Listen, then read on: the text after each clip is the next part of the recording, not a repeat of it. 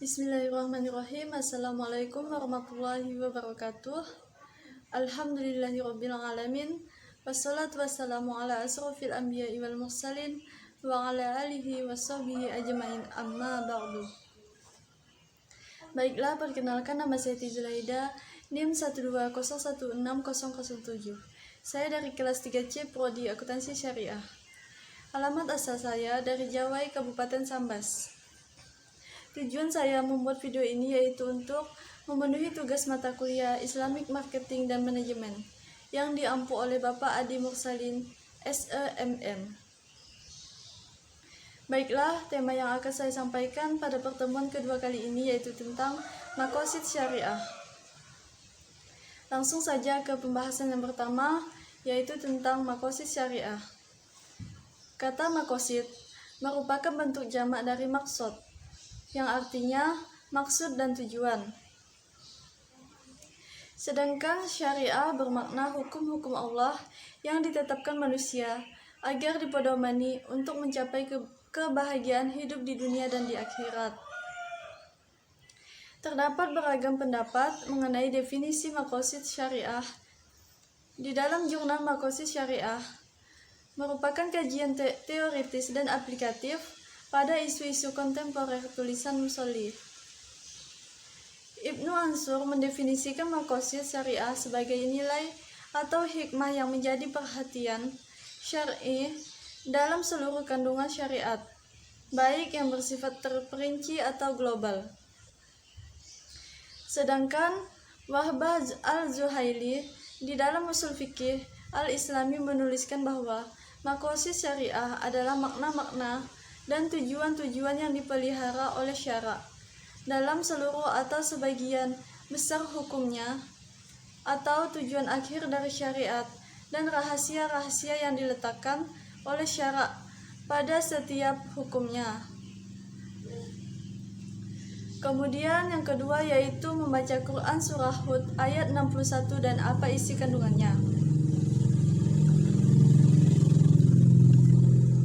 A'udzu billahi minasyaitonir rajim. Wa ila samud akhahum salihan qala ya qaumi ibudullaha ma lakum min ilahin ghairuh huwa anshaakum minal ardi wasta'marakum fiha fastaghfiruhu summa tubu ilaihi inna rabbi qaribun mujib. Shadaqallahul azim. Isi kandungan dari ayat ini yaitu mengajarkan kepada kita umat Islam untuk selalu menyembah Allah Subhanahu wa taala, karena sesungguhnya tiada Tuhan selain Allah, dan Allah menciptakan kita dari tanah dan dijadikannya kita makmur. Oleh karena itu, memohon ampunlah dan bertobatlah kepada Allah, karena Allah sangat dekat dengan kita dan menyukai hambanya yang rajin berdoa. Selanjutnya yang ketiga yaitu membaca Quran surah Baqarah ayat 185 dan apa isi kandungannya. A'udzu billahi minasyaitonir rajim. Syahrul Ramadan allazi unzila fihi al-Qur'anu hudan lin-nasi wa bayyinatin minal huda wal furqan. Faman syahida minkumus syahra falyasum. Wa man kana maridun aw ala safarin fa'iddatun min ayyamin ukhra. Yuridullahu bikumul yusra wa la yuridu bikumul usra walitukmilul iddata walitukabbirullaha ala ma hadakum wa la'allakum tashkurun. Shadaqallahul azim. Isi kandungan dari Quran surah Al-Baqarah ayat 185 yaitu bahwasanya Allah menghendaki atau menyeru kita untuk menjalankan ibadah puasa di bulan suci Ramadan. Allah menyeru kepada hamba-hambanya agar melaksanakan ibadah puasa, apalagi di saat keadaan sehat. Bahkan juga Allah tidak memaksakan ketika hambanya yang sedang sakit. Allah memberikan kemudahan untuk hambanya tidak dapat melaksanakan ibadah puasa ketika sakit agar menggantinya di hari lain.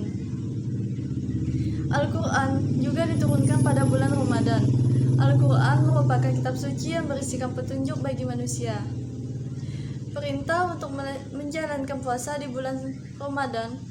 Jika berhalangan untuk berpuasa, maka wajib menggantinya sesuai dengan hari yang ditinggalkan.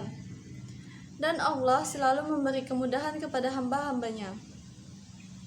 Selanjutnya yang keempat yaitu maqasid syariah menurut Imam Syatibi. Menurut Imam Syatibi, Allah menurunkan syariat atau aturan hukum tiada lain selain untuk mengambil kemaslahatan dan menghindari kemudaratan. Dengan bahasa yang lebih mudah yaitu aturan-aturan hukum yang Allah tentukan hanyalah untuk kemaslahatan manusia itu sendiri. Selanjutnya yang kelima yaitu tentang maqasid syariah di dalam perdagangan dan pemasaran. Yang saya ketahui tentang maqasid syariah di dalam perdagangan dan pemasaran yaitu dalam menawarkan dan memasarkan produk kepada konsumen. Seseorang marketer perlu mempertimbangkan secara jujur dan penuh tanggung jawab bahwa produk tersebut tidak mengintervensi agama, jiwa, akal, dan harta manusia.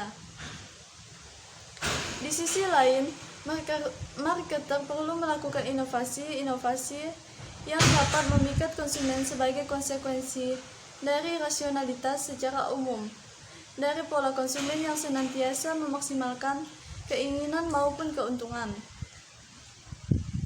Menurut Imam Al-Ghazali, maqasid syariah diaplikasikan pada 3 tahapan, yaitu yang pertama yaitu tahapan di mana marketer mempersiapkan metode pemasarannya untuk tujuan memaksimalkan laba. Kemudian yang kedua yaitu pelaksanaan dari rancangan yang telah disusun secara sistematis. Yang ketiga, proses evaluasi terhadap pola pemasaran yang telah dijalankan.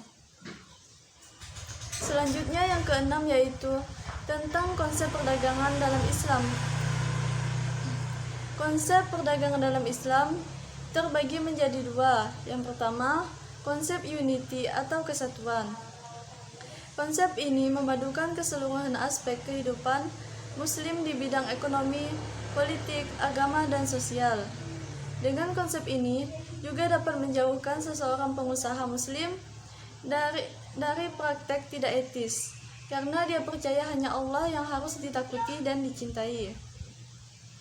Selain itu juga akan jauh dari sikap serakah karena yakin bahwasanya kekayaan merupakan amanah dari Allah Subhanahu wa Ta'ala. Kemudian konsep yang kedua yaitu konsep responsibility atau tanggung jawab.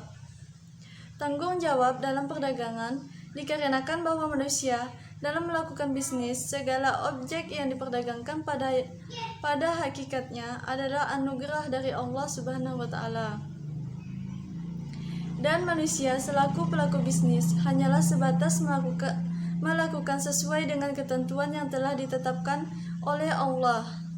Selanjutnya yang ketujuh yaitu membaca Quran surah Al-Baqarah ayat 16 dan apa isi kandungannya.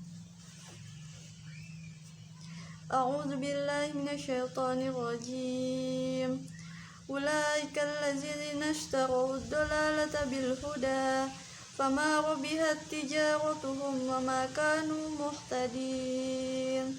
Shadaqallahul azim.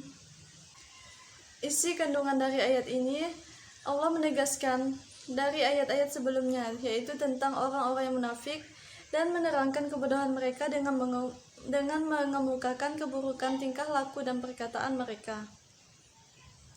Orang-orang munafik dengan sifat-sifat yang buruk seperti tersebut pada ayat di atas merupakan orang-orang yang salah pilih. Mereka menolak petunjuk dan jalan yang lurus, memilih jalan kesesatan dan hawa nafsu. Akhirnya pilihan itu merugikan mereka sendiri karena mereka tidak mau lagi menerima kebenaran. Di dalam ayat ini Allah mempergunakan kata membeli untuk kata menukar, untuk ganti kata menukar. Jadi Orang munafik itu menukarkan hidayah atau petunjuk dengan dalalah atau kesesatan. Hasilnya mereka kehilangan petunjuk dan memperoleh kesesatan. Petunjuk yang semula mereka miliki itu ialah berupa kesediaan manusia untuk menanggapi kebenaran dan mencapai kesempurnaan. Kesediaan ini bagaikan modal pokok. Modal inilah yang lenyap dari tengah mereka. Oleh karena itu, mereka tidak akan mendapat untung dan tidak dapat petunjuk lagi. Selanjutnya yang ke-8 yaitu tentang tijarah. Tijarah adalah akad perdagangan. Mempertukarkan barang dagangan dengan mata uang menurut cara yang ditentukan. Mempertukarkan harta dengan harta menurut cara yang telah ditentukan dan bermanfaat serta diperbolehkan oleh syariah.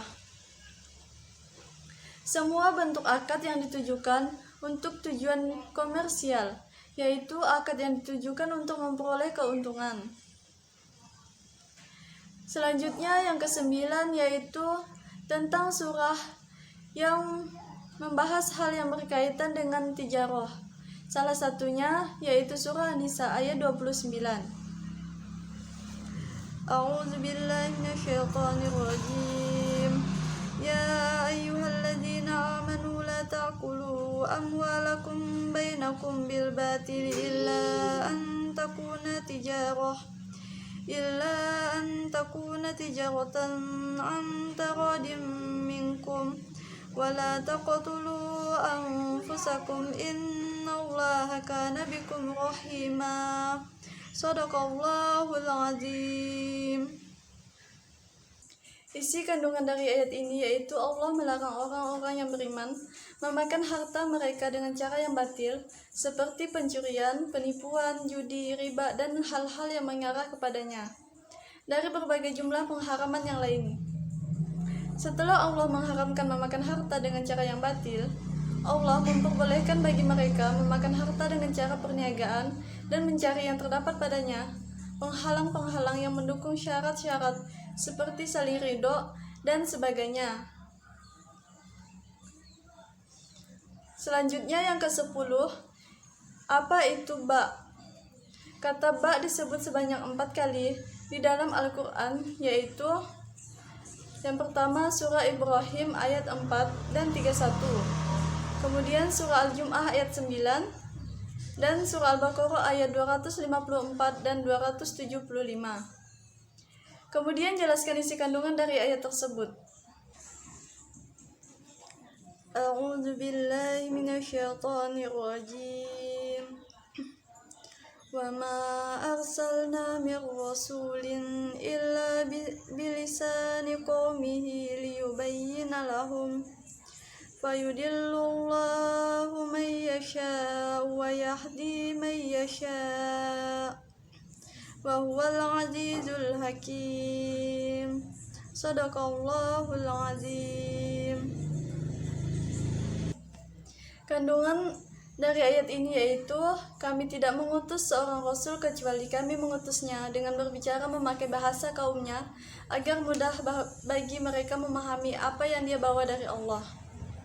Kami tidak mengutusnya untuk memaksa manusia agar beriman kepada Allah. Allah yang menyesatkan siapa yang dia kehendaki dengan keadilan dan memberi hidayah siapa yang dia kehendaki dengan karunia-Nya. Allah Maha Perkasa yang tidak dikalahkan oleh siapapun, Maha bijaksana dalam menciptakan dan pengaturannya. Kemudian Quran Surah Ibrahim ayat 31. A'udzu billahi minasyaitonir rajim. Qul li'ibadiyalladzina amanu yuqimus salata wa yunfiqu mimma razaqnahum sirran wa 'alaniyatan min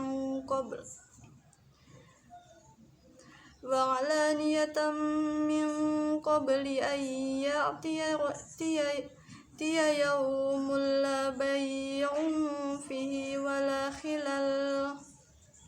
Shadaqallahul azim. Pada ayat ini, Allah memerintahkan kepada kaum muslimin agar mereka mengerjakan perbuatan-perbuatan yang baik, yang dapat membahagiakan manusia dalam kehidupan duniawi dan ukhrawi. Perbuatan-perbuatan itu ialah: yang pertama, melaksanakan sholat; yang kedua, menginfakkan sebagian harta yang telah dianugerahi Allah Subhanahu wa Ta'ala; yang ketiga, Allah Subhanahu wa Ta'ala memerintahkan kepada kaum muslimin mendirikan sholat, karena sholat itu tiang agama. Selanjutnya yaitu Quran Surah Al-Jum'ah ayat 9. A'udzu billahi minasyaitonir rajim. Ya ayyuhallazina amanu idza nudiya lis-salati min yaumil jumu'ati fas'au ila zikrillahi wa dharul bai'a dzalikum khairul lakum in kuntum ta'lamun. Shadaqallahul azim. Isi kandungan dari ayat ini yaitu apabila imam naik mimbar dan muazin telah azan di hari Jumat, maka kaum muslimin wajib bersegera memenuhi panggilan muazin itu dan meninggalkan semua pekerjaannya. Selain berisikan perintah melaksanakan sholat Jumat, juga memerintahkan setiap umat muslimin untuk berupaya atau memperagakan pekerjaan mencari rezeki sebagai karunia Allah Subhanahu wa Ta'ala. Ayat ini memerintahkan manusia untuk memperagakan keseimbangan antara kehidupan di alam dan mempersiapkan untuk kehidupan di akhirat kelak. Caranya, selain selalu melaksanakan ibadah ritual, juga giat memperagakan pekerjaan memenuhi makan. Kemudian Quran Surah Al-Baqarah ayat 254. A'udzu billahi minasyaitonir rajim. Ya ayyuhallazina amanu anfiqu mimma razaqnakum min qabli an ya'ti yawmun la bay'un fihi wala khullatun wala syafa'ah wal kafiruna humuz zalimun. Shadaqallahul azim. Isi kandungan dari ayat ini yaitu Allah sangat mendorong umat Islam untuk menyisihkan sebagian hartanya untuk berinfak. Secara tegas, surat Al-Baqarah ayat 254 ini menjelaskan bahwa infak merupakan konsekuensi logis seseorang yang beriman. Orang yang beriman akan selalu menampilkan pribadi yang dermawan, sebab di dalam Al-Quran perintah keimanan selalu berbarengan dengan perintah berbuat amal soleh. Jadi, keimanan tidak akan terlepas dari perbuatan baik. Keimanan berbicara dimensi privat, sedangkan amal soleh berbicara dimensi publik. Selanjutnya Quran Surah Al-Baqarah ayat 275. A'udzu billahi minasyaitonir rajim. Bismillahirrahmanirrahim. Alladzina yaquluna riba la yaqumuna illa kama yaqumul ladzi yatakhabbathu asyaitanu minal mas. Dzalika bi annahum qalu innamal bay'u mislu riba. Wa halallahu al-bay'a wa harrama riba. Faman ja'ahu mau'izatun min rabbih fantaha falahu ma salaf wa amruhu ila Allah wa man 'ada fa ulaika ashabun nar hum fiha khalidun. Shadaqallahul azim. Isi kandungan dari Quran Surah Al-Baqarah ayat 275 ini yaitu orang-orang yang bermuamalah dengan riba. Mereka itu tidaklah bangkit berdiri di akhirat kelak dari kubur-kubur mereka, kecuali sebagaimana berdirinya orang-orang yang dirasuki setan karena penyakit gila. Hal itu karena sesungguhnya mereka mengatakan, sesungguhnya jual beli itu sama dengan praktek riba dalam kehalalan keduanya, karena masing-masing menyebabkan bertambahnya kekayaan. Maka Allah mendustakan mereka dan menjelaskan bahwa Dia menghalalkan jual beli dan mengharamkan transaksi riba. Karena dalam jual beli terdapat manfaat bagi orang-orang secara individual dan masyarakat. Dan karena dalam praktek riba terkandung unsur pemanfaatan kesempatan dalam kesempitan, hilangnya harta dan kehancuran, maka siapa saja yang telah sampai padanya larangan Allah terkait riba, lalu dia menghindarinya, maka baginya keuntungan yang telah berlalu sebelum ketetapan pengharaman. Tidak ada dosa atas dirinya padanya dan urusannya dikembalikan kepada Allah terkait apa yang akan terjadi pada dirinya pada masa yang akan datang. Apabila dia komitmen terus di atas taubatnya, maka Allah tidak akan menghilangkan pahala-pahala orang yang berbuat baik. Dan barang siapa kembali kepada praktek riba dan menjalankannya setelah sampai kepadanya larangan Allah tentang itu, maka sungguh dia pantas memperoleh siksaan dan hujjah telah tegak nyata di hadapannya. Oleh sebab itu, Allah berfirman, maka mereka itu adalah para penghuni neraka. Mereka kekal di dalamnya. Selanjutnya yang ke-11 yaitu membahas tentang apa itu syira. Dan syira ini disebutkan di dalam Quran surah Yusuf ayat 21 sampai 22 dan surah An-Nisa ayat 29. Syira itu sendiri memiliki arti beli. Yang pertama, di dalam Quran surah Yusuf ayat 21 dan 22. A'udzu billahi minasyaitonir rajim. Wa qala allazi istarahu min Misra limra'atihi akrimi maswahu asa ayyan fa'ana aw nattarizahu walada. Wa kadzalika makkanna li Yusufa fil ardh walinu'allimahu min ta'wilil ahadits wallahu ghalibu ala amrihi walakinna aktsarun nasi la ya'lamun. Walamma balagha ashuddahu atainahu hukman wa ilma wa kadzalika najzil muhsinin. Shadaqallahul azim. Isi kandungan dari Quran surah Yusuf ayat 21 yaitu, dan ketika rombongan orang-orang musafir itu pergi membawa Yusuf menuju negeri Mesir, seorang pembesar Mesir membelinya dari mereka. Dia itu seorang menteri, dan dia berkata kepada istrinya, perlakukanlah dia dengan baik dan tempatkanlah dia di tempat posisi yang mulia, di tempat kita. Semoga kita bisa memanfaatkannya untuk melayani kita, atau kita suruh tinggal bersama kita layaknya anak sendiri. Dan sebagaimana kami telah selamatkan Yusuf dan kami jadikan pembesar Mesir, mereka merasa iba kepadanya. Demikian pula kami memberikan kekuasaan kepada Yusuf di negeri Mesir, dan kami menjadikannya pemegang pembendaharaan kekayaannya, dan agar kami juga mengajarkan kepadanya takbir mimpi, sehingga dia dapat mengetahui dari mimpi itu peristiwa-peristiwa yang akan terjadi kemudian. Dan Allah Maha Kuasa atas urusannya, ketetapannya pasti terlaksana.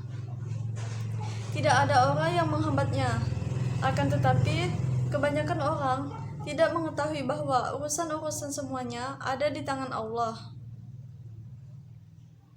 Kemudian isi kandungan Quran surah Yusuf ayat 22 yaitu Allah menjelaskan kelak saat dewasa Nabi Yusuf akan diberi hikmah dan ilmu. Dan di akhir ayat ditutup dengan firman Allah, demikianlah kami memberi balasan kepada orang-orang yang berbuat baik. Iman Al-Ghazi menjelaskan, lewat penutup ayat tersebut, banyak ulama yang menyimpulkan, segala nikmat yang diterima Nabi Yusuf tatkala di Mesir adalah buah kesabarannya dalam menghadapi ujian dari Allah terkait hikmah dan ilmu yang diberikan kepada Nabi Yusuf. Para ulama berbeda pendapat. Imam Ibnu Katsir menjelaskan bahwa hikmah tersebut adalah diangkatnya Nabi Yusuf sebagai nabi. Pendapat serupa juga dinyatakan oleh Ibnu Ansyur, dan ia menambahi bahwa ilmu yang dimaksud adalah ilmu tafsir mimpi. Sedangkan Imam Al-Mahali dalam tafsir Jalalain hanya mentafsiri lafadz hukman sebatas ilmu hikmah saja tanpa menyinggung soal kenabian, dan mentafsiri ilmu dengan ilmu agama secara umum. Selanjutnya, Quran Surah An-Nisa ayat 29. A'udzu billahi minasyaitonir rajim. Ya ayyuhallazina amanu la ta'kulu amwalakum bainakum bil batili illa an takuna tijaratan an taradim minkum wala taqtulu anfusakum innallaha kana bikum rahima. Shadaqallahul azim.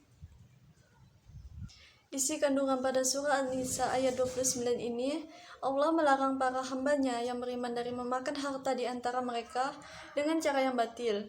Hal ini mencakup memakan harta dengan cara pemaksaan, pencurian, mengambil harta dengan cara perjudian, dan pencaharian yang hina, bahkan bisa jadi termasuk juga hal ini adalah memakan harta sendiri dengan sombong dan berlebih-lebihan.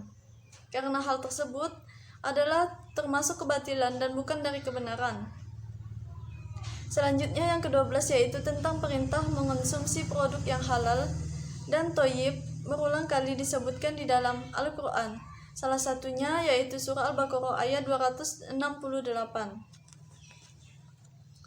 A'udzu billahi minasyaitonir rajim.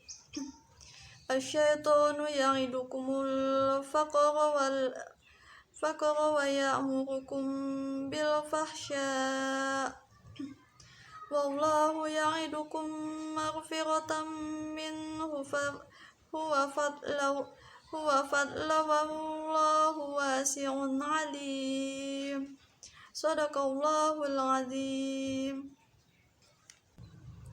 Kandungan dari ayat ini yaitu sebagai hamba Allah yang maha kuasa, hendaknya kita sebagai manusia tidak boleh merasakan terbebani atas apa yang menimpa kita. Kita harus tetap berusaha sebisa mungkin dan berdoa meminta kekuatan kepada Allah Subhanahu wa Ta'ala untuk menghadapi masalah tersebut. Yakinlah kepada Allah bahwasanya masalah yang tengah dihadapi tidak pernah melampaui batas kemampuan kita. Selanjutnya, yang ke-13, jelaskan apa yang dimaksud dengan riba, talaki rukban, bai najasi, tadlis, jual beli gohor, dan iktikar. Yang pertama, riba. Riba berarti pengambilan tambahan dari harta pokok atau modal. Jadi, dapat disimpulkan, pengertian riba adalah penetapan nilai tambahan atau bunga atau melebihi jumlah pinjaman saat pengembalian berdasarkan persentase tertentu dari jumlah pinjaman pokok yang dibebankan kepada peminjam. Yang kedua yaitu talaki rukban. Talaki rukban adalah pembelian barang dengan cara mencegat orang desa sebelum sampai di pasar, agar ia dapat membeli barang dengan harga murah. Contohnya, ada pedagang kota, ia menyongsong kedatangan barang dari tempat lain, yakni dari orang desa yang ingin berjualan di negerinya. Lalu pedagang kota tersebut menawar barang dengan harga yang lebih rendah dari harga di pasar, sehingga barang dagangan pedagang desa itu dibeli sebelum ia masuk pasar dan sebelum ia mengetahui harga pasaran yang sebenarnya.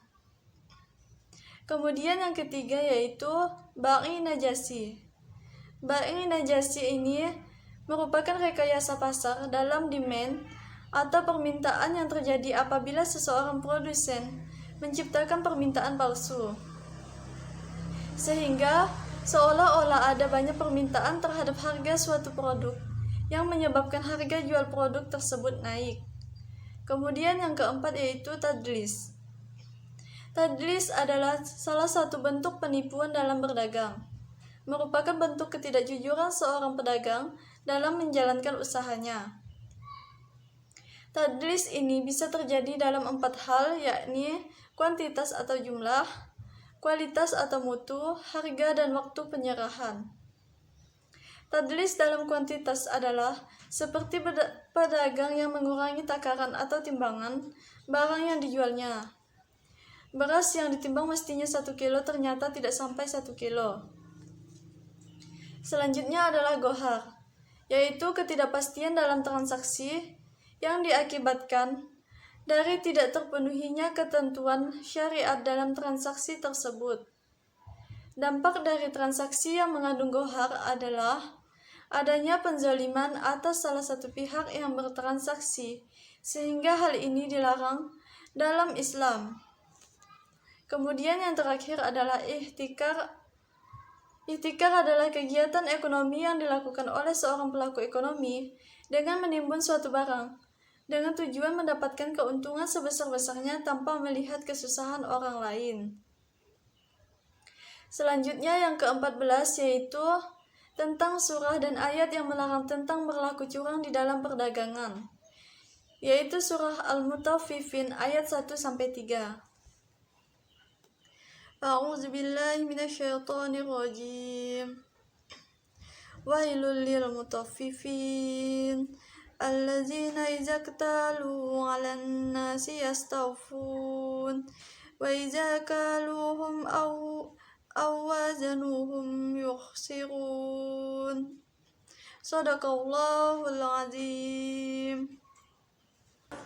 Di dalam surah Al-Mutaffifin ini dijelaskan bahwa celakalah bagi manusia yang menakar atau menimbang timbangannya, yaitu jika ia menerima takaran dari orang lain, maka ia minta dilebihkan, dan jika ia menakar atau menimbang untuk orang lain, ia kurangi takarannya, maka hukumnya tidak boleh curang di dalam berdagang. Selanjutnya yang ke-15 yaitu tentang prinsip perdagangan dan pemasaran di dalam Islam. Yang pertama, keadilan. Berlaku adil harus dimiliki oleh seorang pengusaha dalam memasarkan barang atau produknya. Yang kedua, menjaga kualitas produk. Sebagai produsen, kita harus bisa memberikan yang terbaik pada pelanggan, salah satunya dengan menjaga hubungan dengan pelanggan dengan cara menjaga kualitas barang. Kemudian yang ketiga yaitu khiyar dalam jual beli. Di dalam sebuah bisnis, memasarkan suatu barang adalah hal utama. Di dalam Islam, sudah diajarkan bahwa pembeli adalah raja. Oleh karena itu, kita harus mampu memasarkan dan memberikan tanggapan kepada pelanggan dengan cara yang baik dan benar. Selanjutnya yang ke-16 yaitu tujuan muamalah dalam pemasaran Islam. Tujuan muamalah adalah terciptanya hubungan yang harmonis antara manusia sehingga terciptanya masyarakat yang rukun dan tentram. Adapun hubungan ini berupa jalinan pergaulan, saling membantu dalam upaya menjalankan ketaatan kepada Allah Subhanahu wa Ta'ala. Hal yang perlu diperhatikan adalah bahwa Allah memerintahkan hambanya untuk saling membantu di dalam perbuatan baik dan saling mendukung dalam kejahatan, kebatilan, dan kezaliman. Oleh karena itu, setiap manusia dianjurkan untuk selalu menjaga hubungan baik dengan manusia yang lainnya. Selanjutnya yang terakhir yang ke-17 yaitu tentang